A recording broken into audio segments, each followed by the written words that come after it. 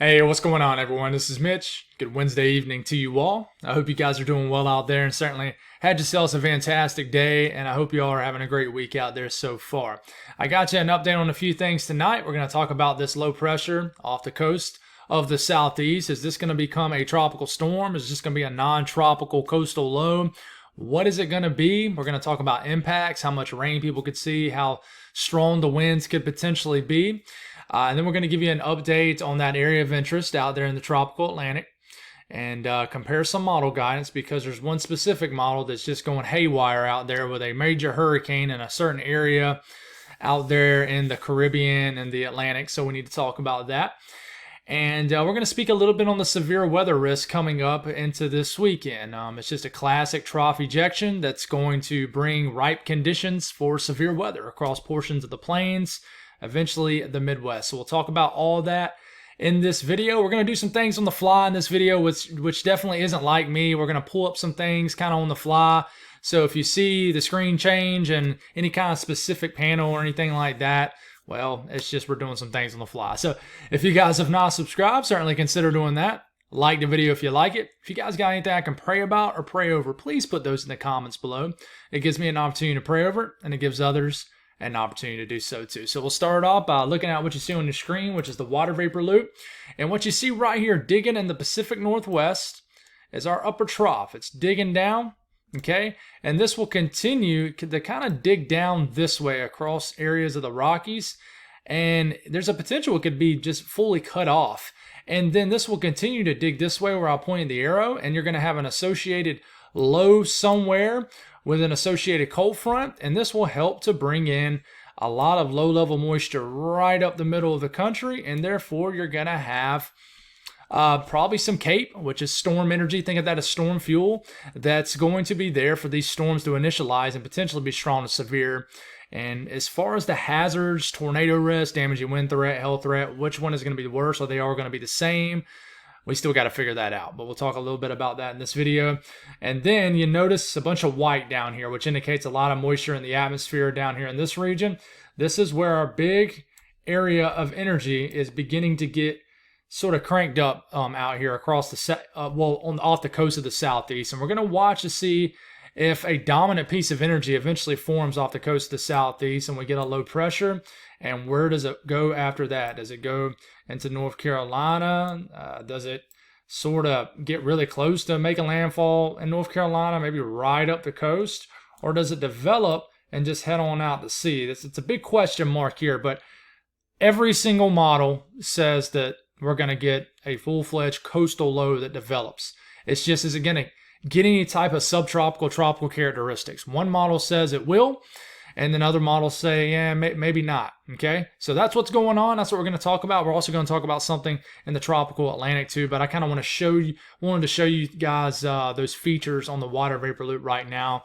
But of course, we can't see out there in the Atlantic because I don't have that pulled up right now. But let's get all this off your screen and keep rolling here. So the National Hurricane Center updates, it's now at a 40% risk. That's a medium threat. So we call a medium threat when it's anywhere from a 40 to a 60% chance from the National Hurricane Center for this area of interest right here off the coast of the southeast to develop. As you can tell, it says a non-tropical low pressure system is expected to form within a large area of disorganized showers and storms. Okay, so this is the area. Is this going to be sneaky and take a name? Next name is Ophelia, which is the O name. Okay, it could. I would not be surprised or shocked one bit. We've seen crazier things happen in the Gulf of Mexico and off the coast of the southeast. So let's look at the most aggressive model, which is the GFS model. It has trended stronger throughout the day after kind of trending a little bit weaker. It's got stronger throughout the day. We'll start off tomorrow morning and pretty much keep your eyes right on this region right here. A big area of green, some yellows and reds. We'll keep this going. And here's the low pressure. It wants to develop this low pressure way over here. And then as this number drops on your screen, this number right here, it gets sub 1,000. That indicates a strengthening low pressure. It's deepening. It's getting stronger. And as it does, it begins to approach the North Carolina coastline. At this point, it's already bringing a lot of rains into eastern North Carolina, southeast Virginia, and the southern sections of the Delmarva. Ultimately, does make a landfall kind of in the southern Outer Banks region, kind of between Wilmington and the southern edge of the Outer Banks, somewhere in that region, as a 988 millibar low pressure storm. I mean, that would be a pretty strong low pressure if it was to stay non-tropical, which there's a good chance it will. But the Euro really wants this to potentially be a tropical system. Now, this makes landfall, begins to ride up to the area of the eastern North Carolina, then rides into southeast Virginia, and brings a big plume of rain and gusty winds with it, and eventually diminishes over land as it makes its way over portions of the mid-Atlantic. Okay, now if we look at the Euro, we're going to do some things on the fly. I'm sorry, we look at the GFS, right? Green is moist air, brown is dry air. Watch what happens. Now, we know dry air is going to get wrapped into this because there's a lot of dry air nearby, right over here over the southeast. Look at this dry air getting pulled all the way down to Florida, wrapped into the southern flank of this low pressure, and eventually is getting all the way to the core of this low pressure, the center of the storm. But you keep doing this in time, eventually, right before landfall, this fully gets a cocooned moisture bubble right at landfall. You notice there is dry air over here, but it's not interfering with the low pressure. Okay, it is here, it is somewhat here, and then by the time it's making landfall in the GFS, it's a fully cocooned, basically protected by moisture. Okay, you got dry air kind of way away from the storm, kind of wrapping into the broad area of circulation, but the immediate kind of center of circulation right into here, this surface low, fully protected with moisture. Okay, so if it was the GFS, I would think that this would at minimum be some kind of subtropical storm. But how influenced with the front is it? It's a big question.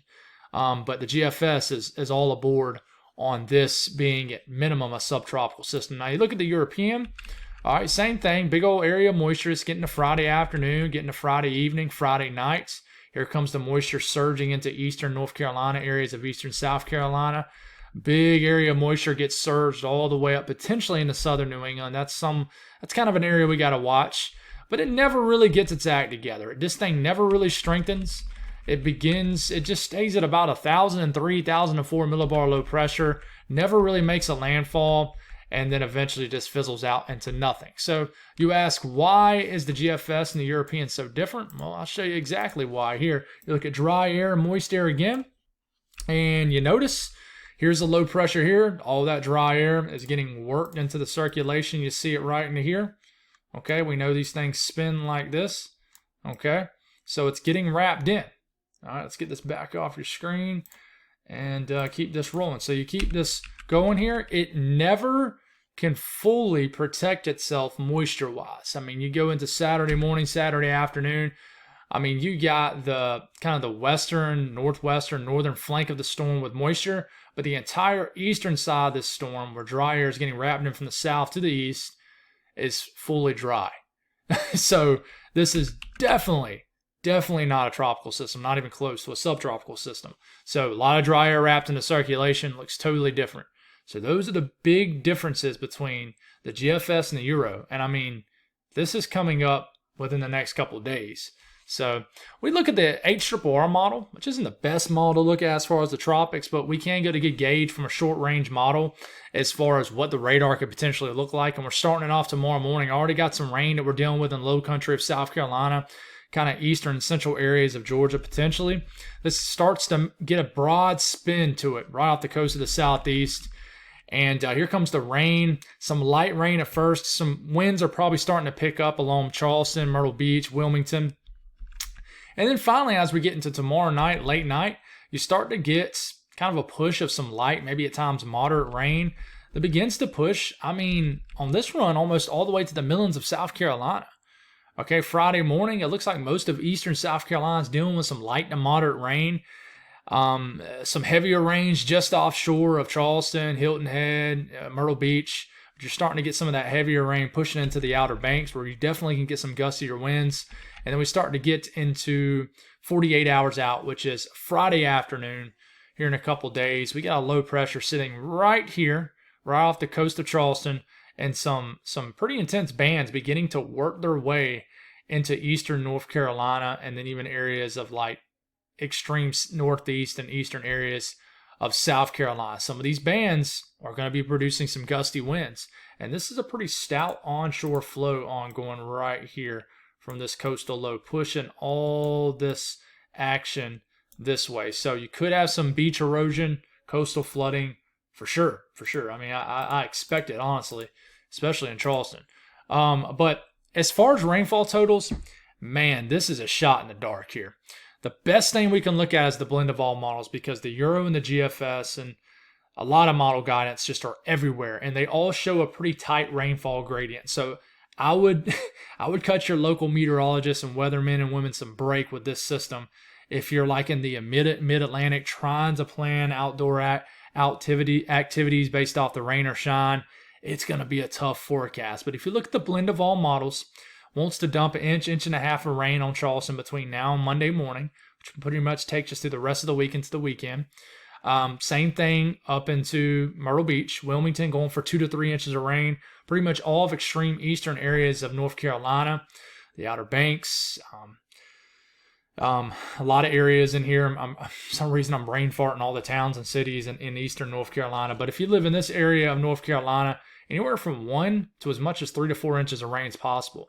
Virginia Beach, Norfolk, Richmond, 2 to 3 inches of rain is possible. The Delmarva area, same thing. 2 to 3 inches of rain is possible. Go a little bit further up north. And this is between now and Monday morning. And I mean, Washington, D.C., you're going for an inch or two of rain. Delaware, most of the state, 1 to 3 inches of rain. The southern half of New Jersey could get, 1 to 2 inches of rain. And you're probably going to get the potential for a pretty decent soaker up here in the southern New England, where you could pick up another 1 to 2 inches of rain between now and Monday morning. So it's a tough forecast. For example, we look at the GFS. What does it show? This is what it shows. Ton of rain into eastern North Carolina, eastern Virginia, Delmarva. All right, but hardly no rain up here into southern New England.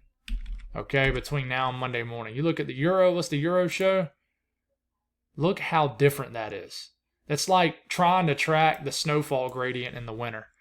I mean, for example, the Euro shows basically no rain for Washington, D.C. Okay, but on the GFS, it shows 1 to 2 inches of rain for Washington, D.C. So it's a big difference. We got to figure this one out. It's a tough one for sure. So let's make sure we got the right. Yeah, okay, so let's look at wind speed. So if the more aggressive GFS plays out, I mean, you could get a 40 to 45 mile per hour wind gust in Myrtle Beach, 45 to 50 mile per hour wind gusts in Wilmington, Outer Banks, tropical storm force winds, anywhere from 40 to 60, 65 mile per hour wind gusts. It wants to pretty much bring the center of this low pressure right into eastern North Carolina. Therefore, Raleigh, I mean, if the GFS is correct, that's why we got to continue to monitor this.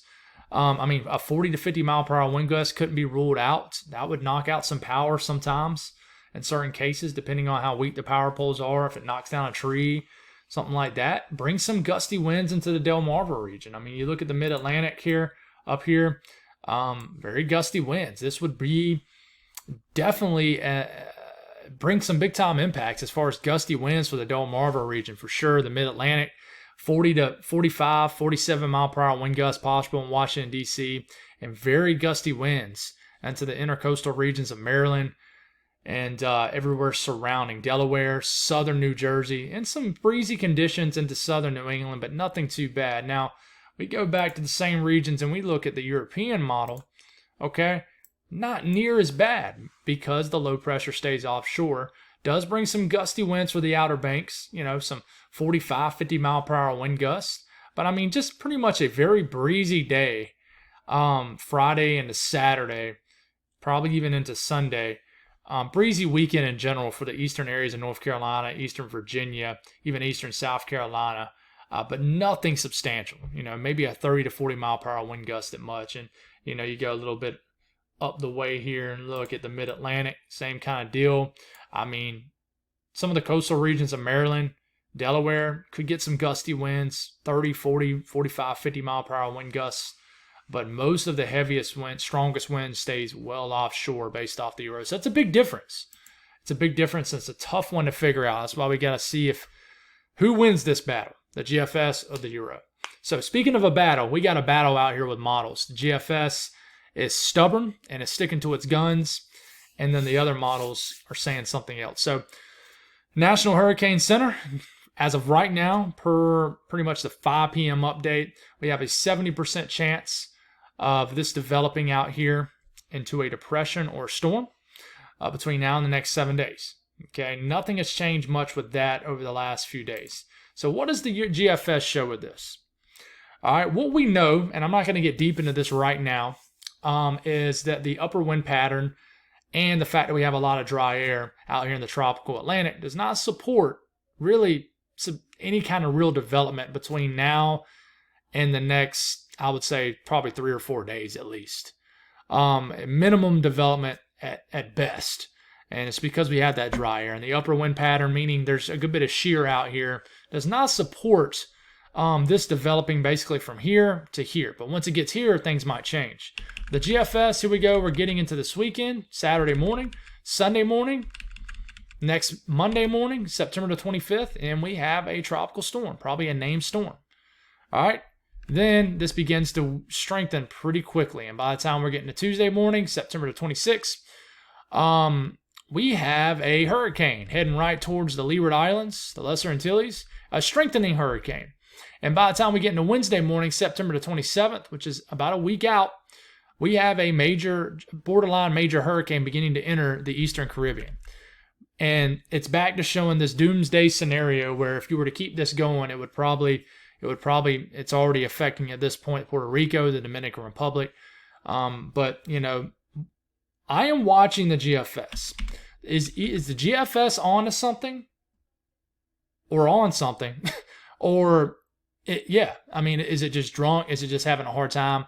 We had a situation last year where the GFS wanted to keep basically taking a piece of energy and it coming off the northern coastline of South America, getting into the Caribbean, and then basically developing quickly into a hurricane and then slamming the Gulf Coast.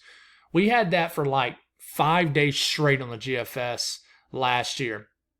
No other model showed it, and nobody bought the GFS one bit. And sure enough, the GFS fell flat on its face, and nothing ended up developing at all, and it ended up trending dramatically away from that scenario within like a day. So yes, you see this scenario where this tropical system is moving into the Caribbean, and I'm not trying to downplay it, but I don't believe it yet. I think there's a chance this could happen, but if you live like in the Leeward Islands, Puerto Rico, the Dominican Republic, anybody in the Caribbean, don't freak out about this yet. Because if you turn around and you look at the European, which is a reliable model, we all know, we go into Friday morning, Saturday morning, Sunday morning, Monday morning. All right, we're getting into Tuesday morning. I mean, this thing is it's heading north, right? It's not as far south in latitude as the GFS. And then two, it's very weak. It's just a weak tropical wave. We get a week out and I'll stop it here. This is a week out from today. We have a weak tropical wave that's basically a half-eaten sandwich that it's very struggling out here. It barely survived the tropical Atlantic, and it's also heading north. Now you look 180 hours out on the GFS. This is about 180 hours out because it's 6 hours behind. It has a 952 millibar major hurricane just south of Puerto Rico and creeping into the Eastern Caribbean. You see how big of a difference that is? Major hurricane GFS, European, barely a tropical depression, tropical wave right here, well northeast of the Leeward Islands. Huge, huge difference. And you sit here and you can look at another model like the 18Z Icon. All right.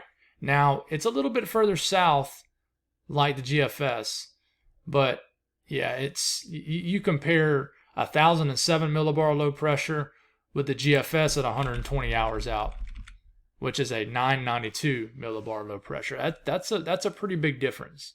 So what I want to see from here going forward is, do models trend towards the GFS, or does the GFS trend towards the Euro and other models? I don't think they're going to meet in between. That's just my personal opinion.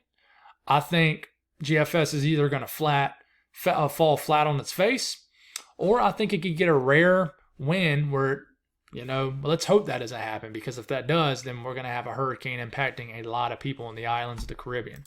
we look at the European ensemble, and it does have a signal that's a little bit stronger than its actual operational run. Okay, you do have some stronger members into here. So you got, let's count them. 1, 2, and you might as well count these two. 1, 2, 3, 4, 5, 6, 7, 8, 9, 10, 11, 12, 13, 14, 15, 16, 17, 18, 19, 20, 21, 22, 23, 24, 25. Yeah, okay. So we got over 30 members out of 51. It's a pretty solid signal. So about 55, 65% of the members do show something. Okay, so something to watch. We're going to have to continue to monitor this one because this one has the potential to scare people in the Caribbean. I don't want y'all to be scared. Just be aware. Definitely need to watch. All right, there's a severe weather event coming up that's probably going to last a couple days. All right, Friday, Saturday, and I think Sunday too will probably have a threat. But you have a slight risk right now, right here in the middle of the plains. Not a substantial risk of severe weather, just a level 2 out of 5 at day 3, which is for our Friday. Okay. Also, you look at day 4. Okay. You have a 15% risk, which is basically a slight risk, level 2 out of 5 risk for day 4, which is our Saturday. And this hasn't changed from this morning when we talked about it. This includes Tulsa, Kansas City, Columbia, Missouri, Des Moines, all the way up to the Minnesota, Iowa state line. And this is all because of the same system. And basically what I'm going to show you here is a 500 millibar jet. So basically it shows us winds in the upper levels of the atmosphere. All right, and here it comes. This is our kind of upper trough digging down right into here. And as this digs down, you are going to have probably some kind of piece of energy or surface load that ejects from this digging trough. So you stop it right here. This is where the trough is digging right here. So you're probably going to get severe weather right at the exit region, which is right into here, where you see this 50, 60 knot mid-level jet right into here. You're probably going to get forcing that supports severe storms right here in Nebraska, portions of Kansas, and maybe southern South Dakota. As this digging mid-level trough continues, all right, we're getting into Saturday. All right, it's positioned a little bit further east and it's weakening, but you're still not going to be weak enough to not produce showers and storms and potential for strong to severe storms across Iowa. And basically at this region right into here, this is where you're going to have the chance for strong to severe storms out here in Iowa and basically the Midwest region. Now this begins to weaken and kind of fiddle away. It doesn't really progress eastward anymore. So if we're going to have another threat of severe weather, it might kind of just be a little bit in this region, a little bit further north than the area that's showing for Saturday.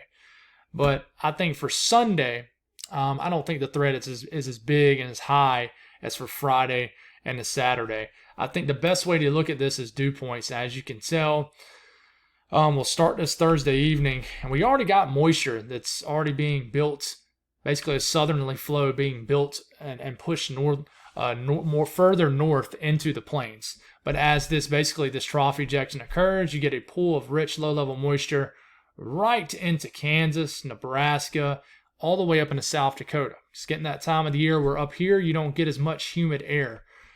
So you definitely get a lot of low-level moisture. Then you get into Saturday, and you even got a richer moisture field right into Iowa, into southern and central Minnesota. And you get a dry line that sets up right in the middle of the country with an associated cold front. And you got some rich moisture right here in eastern Oklahoma, areas of Arkansas, Missouri, and Kansas based off the Euro. So you got a big time, what we call moist sector, all right, where you're going to have what we call thermodynamics, which is your moist air, your CAPE values that support severe weather. In response of all this moist air, you're going to have CAPE levels that are going to spike. So this is mixed layer CAPE. So we get into Friday. Here they are. Big time CAPE showing up over 3,000, almost 4,000 joules per kilogram in regions of Kansas. So you're going to have some fuel for storms. Just think of this as fuel for storms, but is anything going to get going?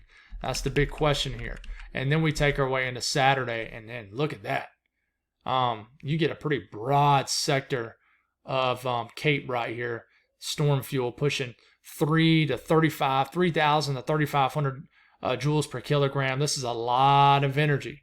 for these storms to really mooch off of out here. So I definitely think Saturday could potentially be a bigger day too. So that's something to watch out for. One thing that I'm not really speaking much on is the kinematics. I think we need to figure out a little bit more about that. Where's that low-level jet going to set up? Winds about a mile above our heads. We need to figure that one out and see where the best kinematics overlap with the thermodynamics. So that's all I got, guys. Thank y'all for tuning in. God bless all y'all. Have a great night, and I'll talk to you in the morning.